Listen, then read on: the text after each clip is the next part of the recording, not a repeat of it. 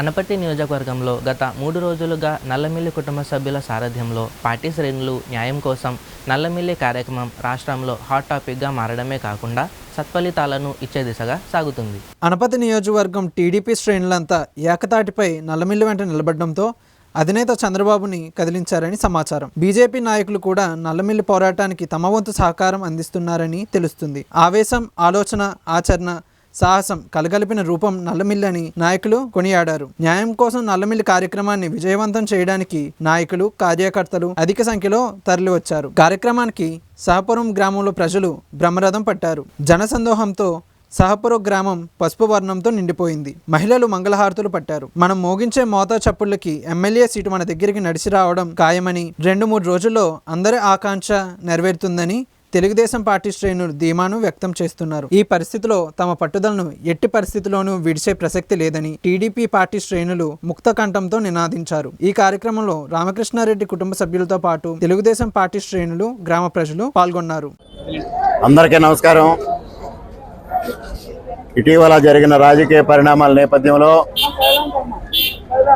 మొదటిగా తెలుగుదేశం, జనసేన కూటమి అభ్యర్థిగా నన్ను ప్రకటించడం, ఆ తర్వాత పరిణామాల్లో బీజేపీ అభ్యర్థిని ప్రకటించిన నేపథ్యంలో ఇక్కడ కూటమి విజయావకాశాలు బలహీనపడుతున్న నేపథ్యంలో ఇవాళ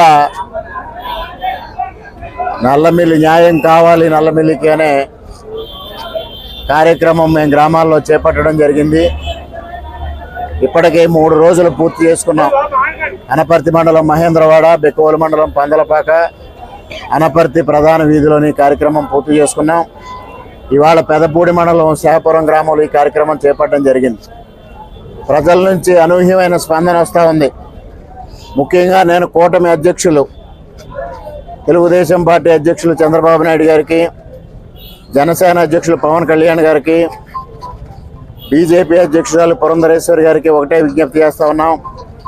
కూటమి లక్ష్యం ఏదైతే జగన్మోహన్ రెడ్డిని గద్దె దించాలని ప్రయత్నం చేస్తూ ఉన్నామో ఆ లక్ష్యం నెరవేరాలి అంటే ప్రతి అసెంబ్లీ స్థానంలో బలమైన అభ్యర్థులు పోటీలో నిలవాలి. అప్పుడు మాత్రమే మనం జగన్మోహన్ రెడ్డిని దించడం సాధ్యమవుతుందనే విషయాన్ని గుర్తెరిగి ఇవాళ ఇక్కడ అసెంబ్లీ స్థానంలో అభ్యర్థిని నిలపాలని తెలుగుదేశం పార్టీ తరఫున డిమాండ్ చేస్తూ మరొక్క మారు పునరాలోచన చేయాలి. ప్రజల ఆకాంక్ష మేరకు అభ్యర్థిత్వం ప్రకటించమని, మరొక్క విషయం, ఇవాళ అనపర్తి నియోజకవర్గంలో తెలుగుదేశం పార్టీ బలహీన పడరాదు, బలంగా ఉండాలనేది మా ఆకాంక్ష.